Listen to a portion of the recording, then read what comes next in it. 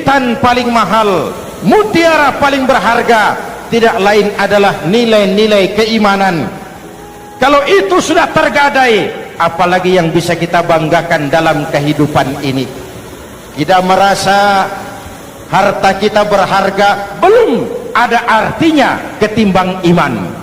Kedudukan kita punya nilai pun belum ada artinya ketimbang dengan nilai-nilai keimanan. Itu intan paling mahal, itu mutiara paling berharga. Harta baru ada manfaatnya kalau dilandasi dengan iman. Jabatan dan kedudukan baru terasa gunanya kalau dilandasi dengan keimanan. Kalau jabatan lepas dari iman, yang akan lahir Fir'aun baru. Jelas? Kalau harta terlepas dari iman, yang akan muncul adalah konglomerat korun. Kalau ilmu pengetahuan terlepas dari nilai dasar keimanan, maka yang akan muncul adalah ilmuwan pelacur yang menyalahkan yang benar, membenarkan yang salah untuk kepentingan pribadi. Dan kondisi seperti itu tidak akan membuat kita makin sehat. Menghadapi zaman susah, tetap jaga akidah, tetap pelihara keyakinan. Kesulitan bukan untuk ditakuti, untuk diatasi. Hidup adalah kerja keras, bukan keajaiban. Perubahan tidak akan datang hanya dengan simsalabim abragadabra.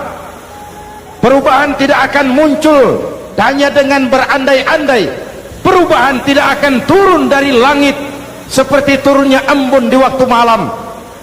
Perubahan adalah kerja keras, sehingga Al-Quran membimbing kita, innallaha la yughayyiru ma biqaumin hatta yughayyiru ma bi anfusihim.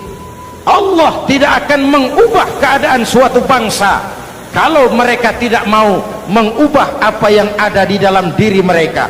Yang ada di dalam diri itu rule of thinking, state of mind, cara kita berpikir, cara kita memandang kehidupan, cara kita mengatasi persoalan.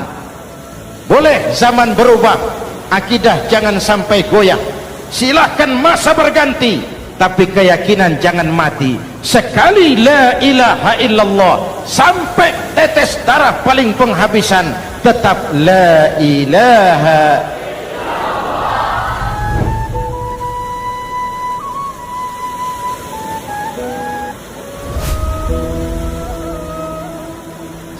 Pantas saja kalau satu hari malaikat Jibril datang menasihati Rasulullah sallallahu alaihi wasallam, yang artinya juga menasihati kita semua.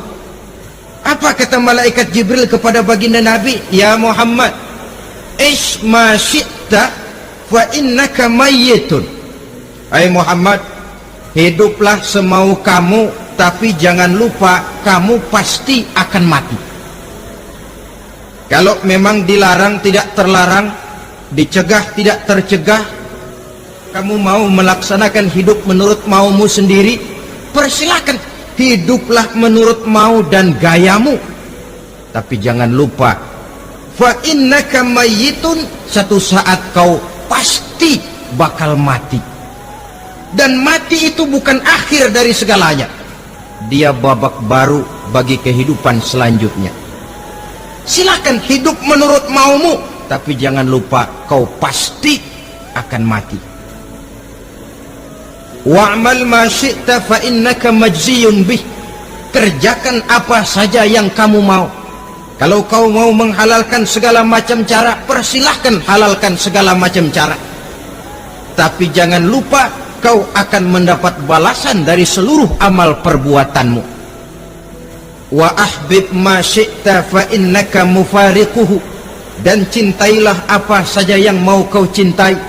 Kau cintai anak istrimu, silahkan. Kau cintai harta bendamu, tafadhal. Kau cintai tanah airmu, kau cintai pangkat dan jabatanmu, persilahkan. Tapi jangan lupa, fa innaka mufariquhu, kau pasti akan berpisah dan akan meninggalkan segala yang kau cintai itu. Apa artinya ini buat kita? Ternyata sesudah maut datang menjemput kita, ada kehidupan sesudah hidup yang sekarang ini.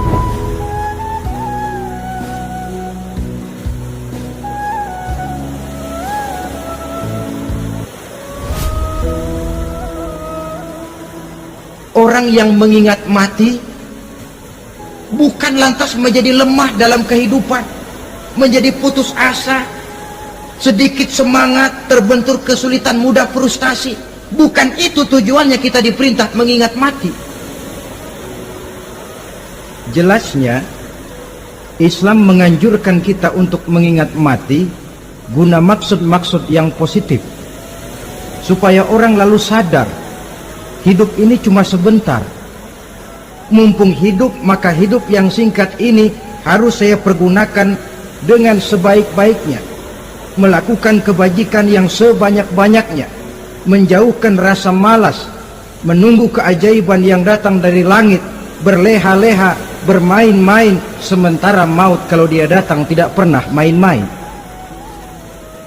Persiapkan dirimu dengan takwa, sebab kamu tidak tahu apabila malam datang kamu masih bisa hidup apa enggak besok pagi.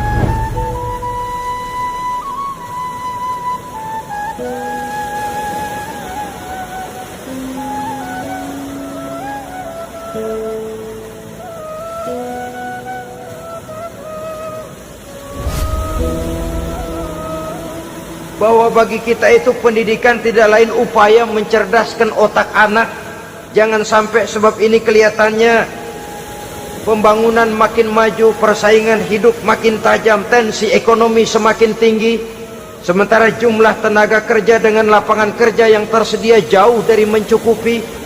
Jikalau tidak membekali anak dengan pendidikan yang menunjang lapangan pekerjaan, orang tua khawatir, takut sekali anaknya jadi gelandangan.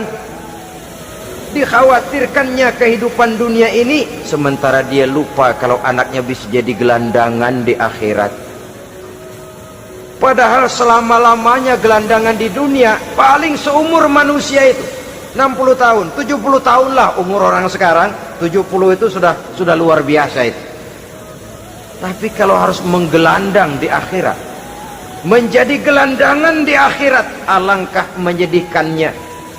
Apakah akan kita korbankan satu kehidupan yang langgeng, abadi, cuma karena tertipu oleh fata morgana dan kamuflase? Kita korbankan yang sedikit, kita korbankan yang besar karena kita memilih yang sedikit. Dalam bahasa Al-Quran memang pernah diceritakan hidup ini hakikatnya perlombaan, saudara-saudara. Perlombaan. Dan di dalam perlombaan itu ada yang menang, ada yang kalah. Al-Quran lalu memberikan peringatan, Alhaakumut takatsur, kamu telah lalai karena berlomba-lomba memperbanyak harta, mempertinggi pangkat dan kedudukan, hatta zurtumul maqabir, sampai kamu akan masuk ke liang kubur baru sadar. Apalagi kalau napas sudah sampai di tenggorokan, persis Fir'aun. Hidup ini memang kita berlomba, berlomba dengan waktu, berlomba dengan umur, berlomba dengan tenaga, berlomba dengan tetangga.